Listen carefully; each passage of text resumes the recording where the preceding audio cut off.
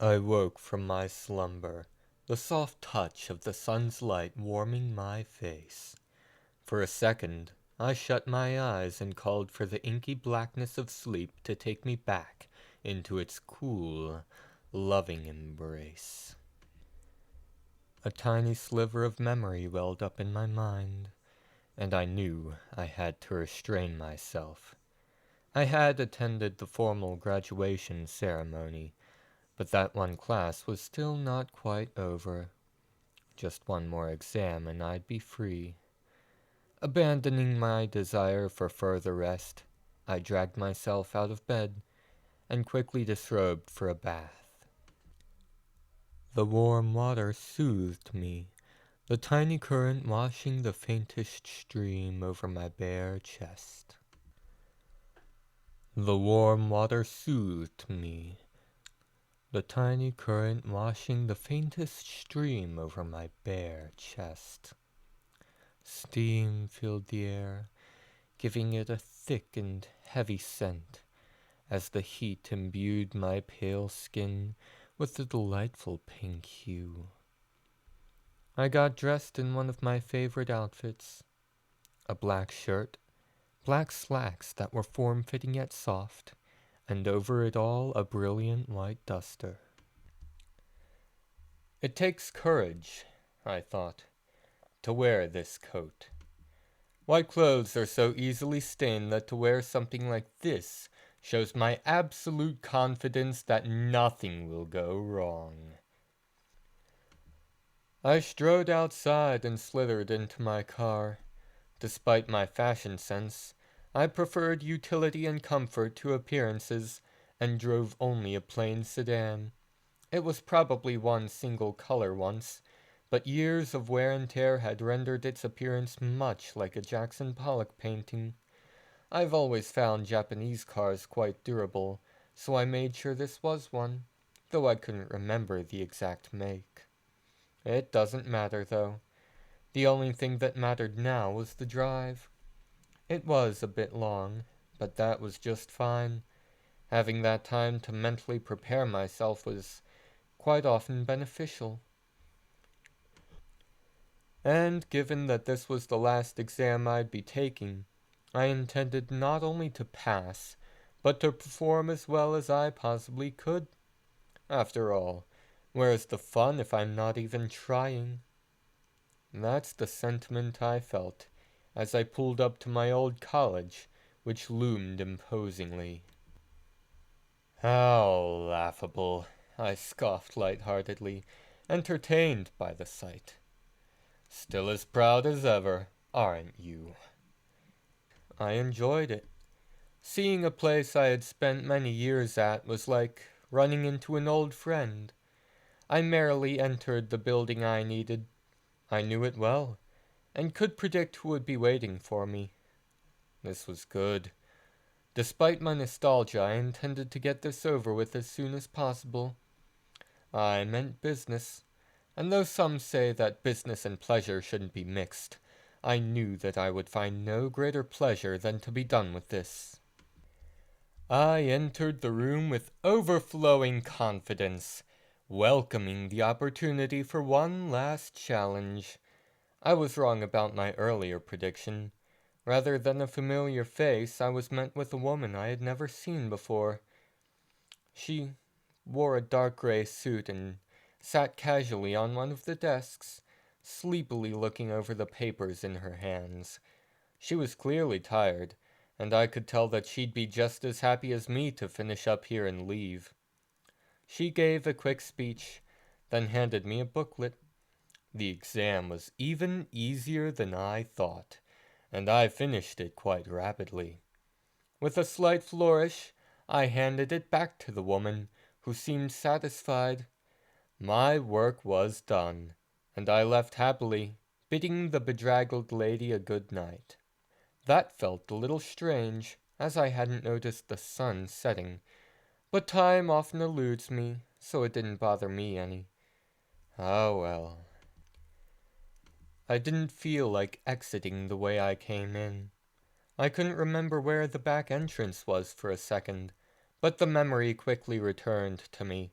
Looking to my right, I saw the metal door clearly and chuckled at myself, entertained by my sudden and petty forgetfulness. I pushed it open and walked outside, basking in the cool night air. The cosmos above was a source of untapped beauty and potential, to be sure. However, all I needed was the soft, refreshing darkness to feel at ease. My peace, sadly, was a fleeting moment. As I calmly walked out to the parking lot, I noticed that there was a large black SUV that had been parked sideways in such a way as to block the only exit. Rude. The driver's silhouette was visible, and I figured that driving up to them in my own car would send enough of a message to make them move. As I pulled up to them, I felt a sudden sense of dread wash over me. It was as if the viscous, watery night sky around me had become a massive yet silent wave that would inevitably crush myself and everything around me before calmly returning to the oblivion it had swelled from. The cool air seemed to freeze into an icy stillness, and I suddenly found it more difficult to breathe. I flicked on my high beams, hoping to get a better view of the mysterious figure. I immediately wished that I hadn't. It was shaped like a man, but carried itself like something else entirely. A long black coat was visible, and a wide-brimmed hat obscured any facial detail whatsoever. It wasn't sitting normally either. It was facing me. Not that its head was turned, no. It was as if the torso of this ominous specter was entirely disproportional to that of a human being, and sat facing me directly, as if this person or thing had entirely planned out this meeting. I knew instantly that I held every possible disadvantage in this encounter. I panicked, throwing my car into reverse and backing away, searching desperately for some means of escape. I could try ramming my car up over the curb of the parking lot, but the dense forest around would keep me from getting far. I could also try to rush my assailant with the car and hope to surprise it, but I knew that trying to fight something so unnatural would only end badly.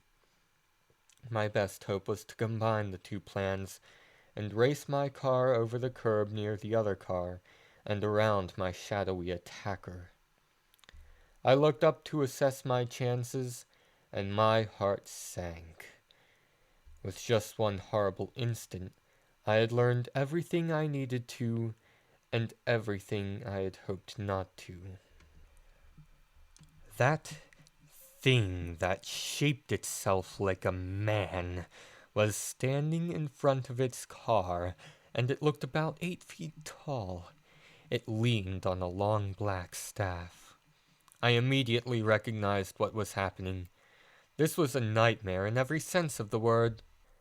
The assailant before me had appeared sparsely in my nightmares as a child, mercilessly hunted me through my teenage years, and now it stood before me again.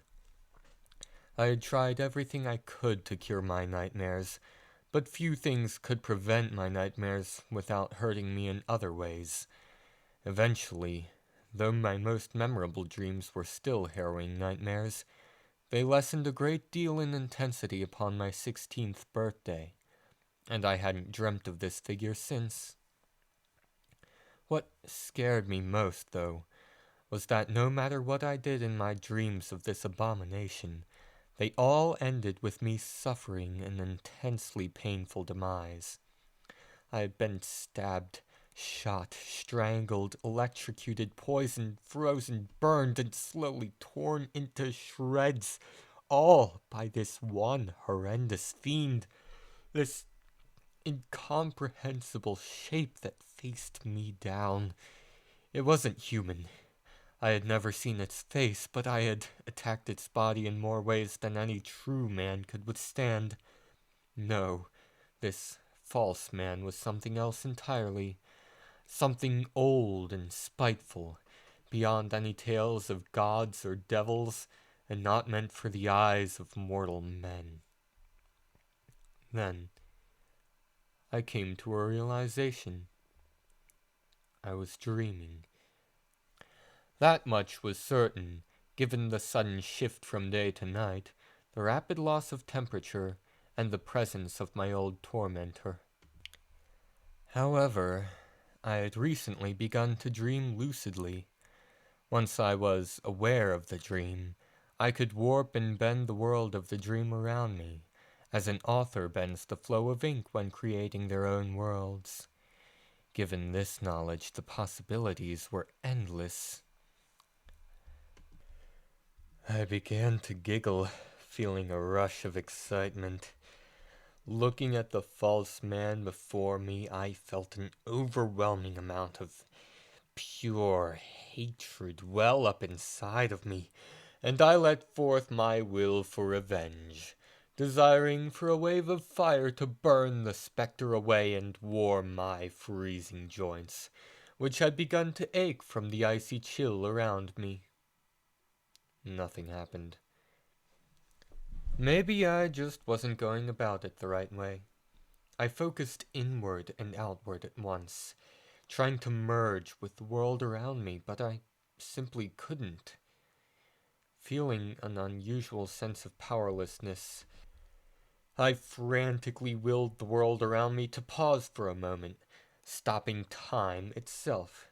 Surely I could at least do that much, as it was how I had first learned to control the world of a dream. This had to work. It was all I could think of. I knew that the world around me was false, a work of fiction. So, why? The false man took a step toward me. Redo from the false man in 3, 2, 1. The false man took a step toward me, and I unconsciously let out a whimper of fear. It was over. Even in my own mind, I was defeated. Another step and the false man was closer. I knew there was only one thing left to do. I shifted gears and floored my gas pedal, taking off down the parking lot and making a beeline for my opponent. I thought that maybe, just maybe, I'd be fast enough to swerve around it and escape. I was close, and jerked my steering wheel to my left, hoping to keep as much distance as I could. With one swing of his staff, the false man struck my car. The dark metal rod sliced through the vehicle, utterly destroying it. Reacting quickly, I shoved my door open, threw my shoulder forward, and rolled out of the car. I was almost out of options, but I knew that there was one more thing that I could do. One final gamble that I must throw my entire body and soul into. Turning my back on the false man, I sprinted toward the woods. I had never been a good runner. I was fast, but I always tired very quickly, so running was the last thing I'd want to do when threatened, yet there was no other choice. I pushed onward, springing over logs and roots, and pushing my way through dense briars and spider webs. I felt myself wear down, but kept going. Sucking rapid breaths of icy air, I felt my heart pound until it was the only thing I could hear, but I kept going. After what felt like hours, I simply couldn't go on. I collapsed, falling on my side. Hopefully that would be enough. I was on the verge of closing my eyes and passing out, but then I saw a shadow move. I snapped up, pushing my upper body up. My legs were barely mobile, and I doubted that I could stand. As I focused, I saw that horrendous outline appear from the dark and frigid woods. From the ground, I could see his face underneath the hat. He was pale, bald, and utterly expressionless. Every part of his face could have been seen as perfectly common, but when put together like this, it was altogether so intentionally plain that it seemed to hold a deeper horror entirely. I began to cry, and dragged myself away from the unknowable false man with every ounce of my strength. Just then, I heard a sharp crack and felt moisture run down the back of my head. The force of the blow drove me back to the ground. Just then I felt the false man's staff come down on my hands, splintering my fingers. I let out a thin scream, and my tears flowed like a river. I felt more blows rain down on my back, crushing my ribs and legs. During all of this, I realized something. This was not the same amount of force that had demolished my car. The false man was very slowly destroying my body and mind at once, and knew that it didn't need to hurry at all with my destruction. Apparently, it was finished with bludgeoning my body. As all of its swings now rained down upon my head, I feebly tried to shield myself with my arms, but they were beyond movement.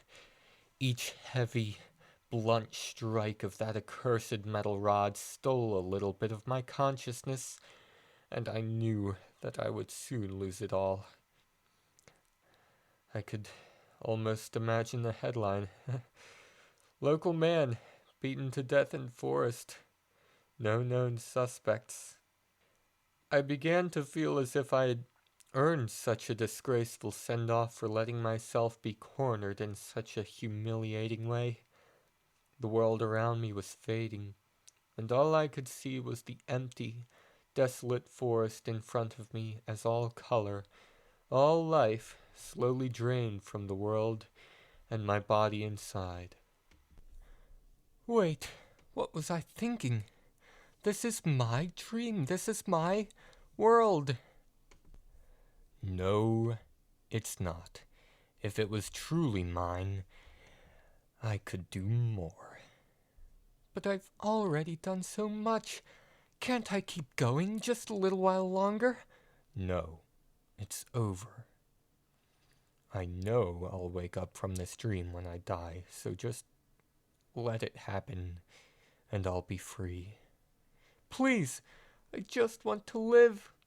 I know that's not an option. Once I see that abomination, my life, my dream is over. That's how it's always been. But maybe I can change it a little? No. I'm the author of my dreams, but the pen has been taken from me. There's nothing else that can be done. There has to be something, some deeper plan that I haven't even thought of yet. There isn't. If there was, I would have done it already. My supposed inner strength has just been reduced to a bloody pulp. My brain is barely still intact, and I don't have the capacity to think of anything. Just let this be over. No, it's not over. I'm not awake yet, so I must still be alive. Fine, what now? There are no gods or heroes within my base, ignorant dream. Nobody to come and save me. I'll have to claw my own way out of this. Excellent idea. It would be if I had any way of executing it. There's no path forward, is there? If I carry on like this, I'll end as nothing more than a red stain on the ground. So I need to go backward. That's it. I still remember the world before the false man appeared. Focus on it. Let things return to how they used to be. I opened my eyes. Nothing but darkness around me. I felt cold, but tolerably so. My eyes began to adjust, and I realized that I was back inside my college. I hadn't fully reset my dream, but it seems that I had gone back in time enough to avoid the false man. Looking down, I saw that my body was unharmed. Even my pristine white coat was untarnished. Now there was only one thing left to do. I was going to wake from this dream, under my own conditions. Closing my eyes, I tried to think of a plan. After a second, I realized how strict of a time limit I had. The false man was coming, and all I could do now was evade his onslaught. I knew that it would be positioned toward the front of the building, since it had made efforts to block my car earlier. So, going through the back or side would be my best bet. From there I could sneak around to reach my car. But I'd need to trick it into thinking that I was trying to make my way through the building. I walked over to the exit, finding a fire alarm by the door. Quickly, I pulled it and ducked outside. I immediately felt the air freeze, and wrapped my coat tightly around myself. Not much time now. I crouched low to avoid being seen from the windows, and crawled forward, feeling a sudden drop in temperature. The false man glared at me from the other side of the window. Redo from the false man. 3, 2, 1. The false man glared at me from the other side of the window. Looking into his eyes, I saw not the rage or hatred I so longed to see, just to give this creature some sense of familiar humanity. It was as if the terrible specter in front of me was entirely hollow. Looking into its cold, pale eyes, I saw nothing and everything all at once. My blood felt as if it was freezing in my veins, and I knew that any further exposure would drive me mad. Even so, I just couldn't stop staring. The facade before me, the icy air pinning me down, and my feeble, pathetic will to survive.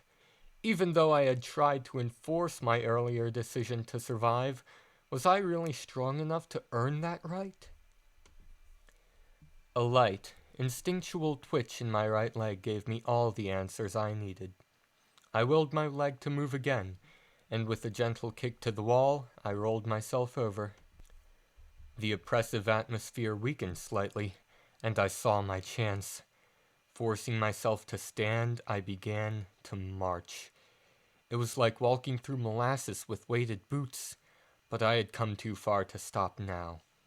Something within me snapped, and I felt a sudden fire explode within me. I broke into a run, freed from the malaise I was ensnared in. Glass shattered behind me. Don't look back. Footsteps rang out. Don't look back. Icy breath chilled the back of my neck, as if blown from frigid, alien lips an inch away. Keep moving! I had almost reached my car. Squinting as I ran, I made out its shape. Entirely destroyed, as I had feared. I hadn't made it in time. I could keep running, but I already knew how that would end. I needed to take a risk. Running out into the open road, I closed my eyes and tried to reset it again. It wasn't working. Clearing my mind further, I allowed myself to drift into a trance, with only the thought of another chance in my mind. Nothing happened. The temperature sunk, and I felt cold hands wrapped firmly around my shoulders, pulling me backwards. With all the force I had been yanked with, I slammed into the wall. I had succeeded. Back inside the college with nobody in sight. Still night, so I didn't have long. Now I had to think of something else I could do. I knew the false man would see through any tricks I had already pulled, so I needed something entirely new. What haven't I tried already? I couldn't think of anything. That's it. I needed someone else, an unknown variable. There was only one other person I could think of, the worn and battered exam administrator. I'd have to enlist her aid, or I'd be kept in a constant state of flight. What would I even say? Doesn't matter. She's a part of the dream, so she's already useful. I suppose she wouldn't need much convincing if faced with the actual threat, but by then she'd only be useful as a human shield. No, it doesn't really matter. I need to stop overthinking this and just find her. The best place to start would be the room in which I had my exam, which should be close. I briskly walked over to the door. The door was heavy wood, and only had a small window. It was closed, and I couldn't see anything from the window. Tentatively, I opened the door and stepped in. Looking around, I couldn't see anyone inside. Then I noticed a small gray lump in the corner. Upon closer inspection, it was the administrator, but something was off. She was curled up in a ball and sounded as if she was crying silently. I ran over and placed a hand on her shoulder. Just then she turned around and looked me in the eye. Her eyes were bloodshot, with puffy lids. Gaunt, starved cheeks ran down to accentuate a thin mouth. Her lips were shut, but I still heard soft crying. I recoiled in shock, surprised to see what was previously a healthy woman reduced to this. I looked at her hands. She was tightly clasping a ball of crumpled paper with some kind of writing on it. Suddenly she lunged at me. I was unbalanced and her weight bowled me over. Her eyes showed an intense fear, and she shoved the paper down my throat. My saliva was softening it into a large, pulpy bolus, too large and too soft. I was choking. I tried to vomit, to raise a hand and pull it out, but the bony woman pinned me to the ground with alarming strength. A drop of water fell on my cheek, and I realized that she was crying. What a sad state of affairs. I closed my eyes and tried to change the world. I woke up. I looked around and saw that I was in my bed, in my bedroom, in my house. I let out a sigh of relief and closed my eyes, basking in the warmth of the sun filtering through my window. A sudden chill, and I felt a series of sharp, overwhelming pains in my chest. I opened my eyes in shock and saw the false man standing over me, driving the heel of a boot into me and shattering my ribs. No! I panicked, trying to call forth whatever power my lucid dreaming could hold, all to get me away from this incomprehensibly terrible being. Its boot raised over my head, and I closed my eyes, waiting for the end to finally arrive. The crushing blow never came. Opening my eyes, I saw light all around me. Every color of the rainbow and colors I had never even witnessed before. I heard faint voices and saw flashes of imagery all around me. It was as if I was in a gap between worlds. I looked down and saw no ground beneath me. I was flying. I soared up into the brilliant world of light, feeling truly free for the first time in my life. Slowly, I began to make out the voices. It was me, whispering words of kindness and joy. I reached out and caught one of the images as they slid by. It was like looking into a screen, and the false man was on the other side. It walked toward me, but the image fell apart before it could reach me. I plucked another from the stream of light. A different location was shown, but the same entity was present. It approached, and my glimpse into that world closed before it could reach me. I was safe here. I was untouchable. This beautiful, radiant world between worlds was my own personal paradise. Tears fell from my eyes, and I sobbed with joy. I had escaped the false man and achieved peace. Except something felt wrong. The false man had hunted me to the ends of the earth in my dreams, and if I stayed in this void until I woke up, it would only appear in my next nightmare. I had only recently gained the power to dream lucidly, and I needed to make the most of that while I had the chance. I've never been one to let opportunities pass, and I wouldn't feel right unless I capitalized on it. Besides, have I even truly earned paradise when I haven't won the fight? No. I need to end this here and now.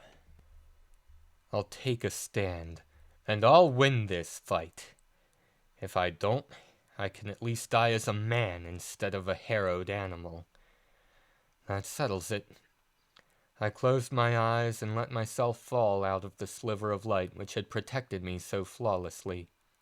I looked around in a stupor, and realized that I was back in that parking lot where I had first seen it. Screw it. Redo from looked around again. 3, 2, 1. I looked around in a stupor, and realized that I was back in that parking lot where I had first seen it. The world around was empty, an open desert of pavement. Rows of street lamps illuminated this world, and nothing else.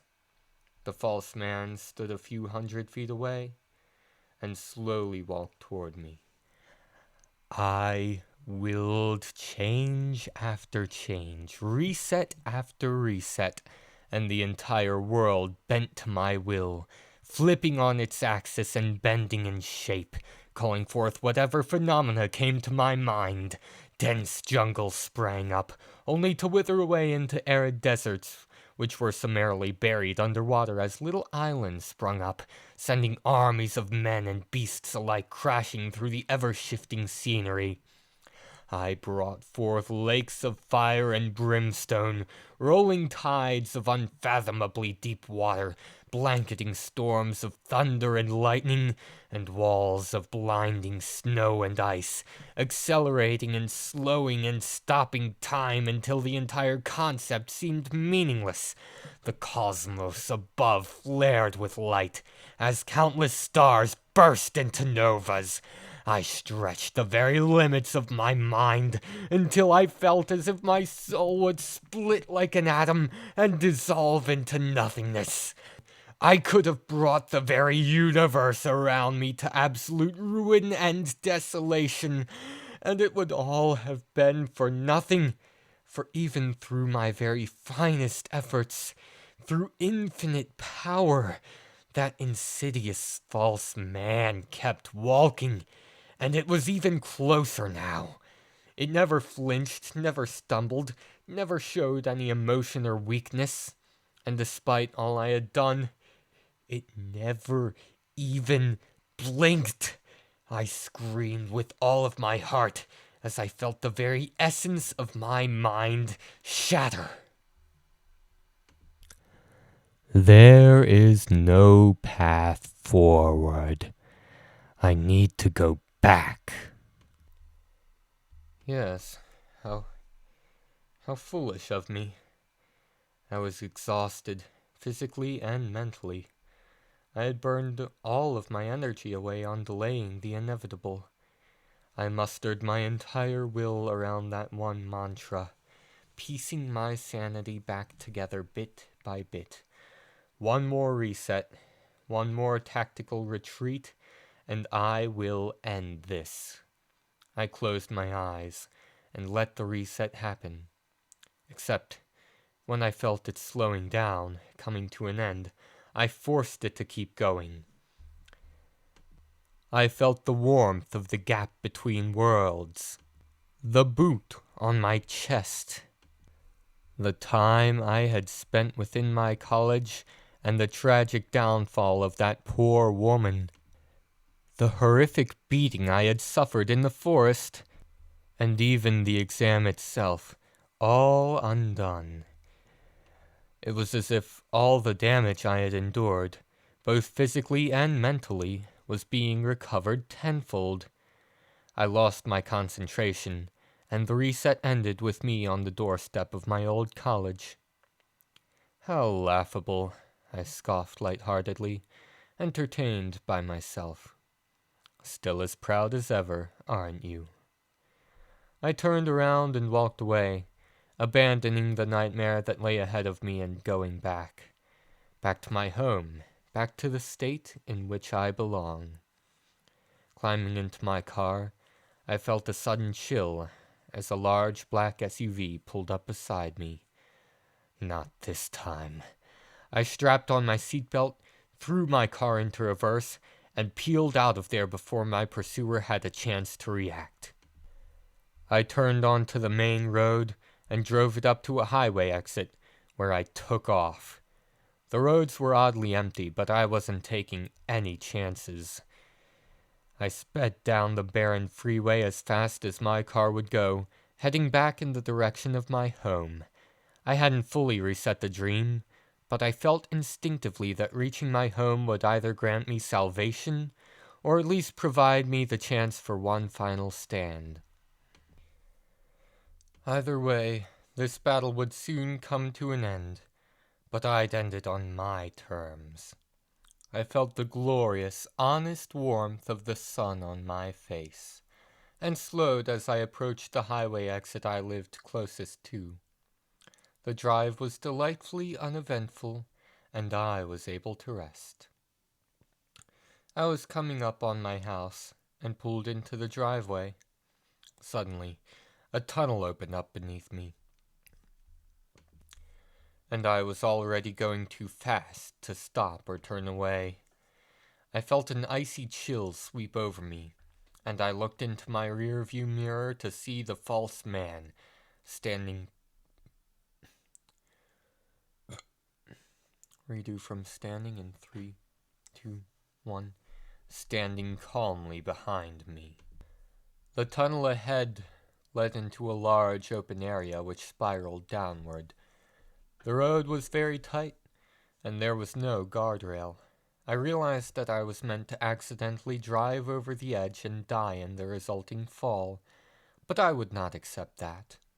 I threw on my handbrake and slammed my foot on the pedal. It wasn't enough to stop me, but I regained control of my car and stayed on the road. The open cavity was large, but not infinite. My car was still rocking violently toward the bottom, but I only had to last a little while longer, and my chances of survival would increase drastically. I felt the screeching of metal in my very bones as I was forced up against the edge of the path. Then, a tire blew out and my car skidded. It was enough to send me off of the path, and my car tumbled into the pit below. I felt darkness overtake me for the briefest of seconds. Wait. I survived. I woke up, and my entire upper body was in agony. One of my arms was broken, and I couldn't feel my legs. The window beside me was in pieces, and my car was upside down. The seatbelt and airbag had kept my neck from snapping, but that was about all they saved. I reached my good arm to unbuckle my seatbelt, then collapsed on the roof of my car, drenched in blood. Despite my horrible condition, my mind felt surprisingly clear. I dragged myself out through the broken glass of my window and looked up. The false man stood a few feet away, its austere gaze as prominent as ever. This time, however, the chill did not come. In fact, I felt surprisingly warm, invigorated almost. Its empty hands were clean, no longer stained with my blood. I expected it to attempt a killing blow, but it made no such movement. Sensing victory, I smiled and closed my eyes, peacefully resting my head on my arm. With my eyes closed, I saw the world as it really was. A bundle of threads wrapped into one little ball. One thought, reaching out like a blade, sliced directly through the dream. I awakened once more in my own bed. Uncertainty flashed through my mind, and I leaped up. With each reset, the world around me had gotten smaller, less detailed. I looked at my bookshelf, checking the volumes, familiar titles, all lined up in the way I had organized them. I walked over to my mirror. My hoodie and leggings, which served as sleepwear, starkly contrasted the formality which my dream self had had. I danced around a little, moving with as much grace and precision as my weary body would allow. Looking in the mirror, I saw my movements perfectly replicated. This is it. I've fought long and hard to earn my paradise, and now I've woken up.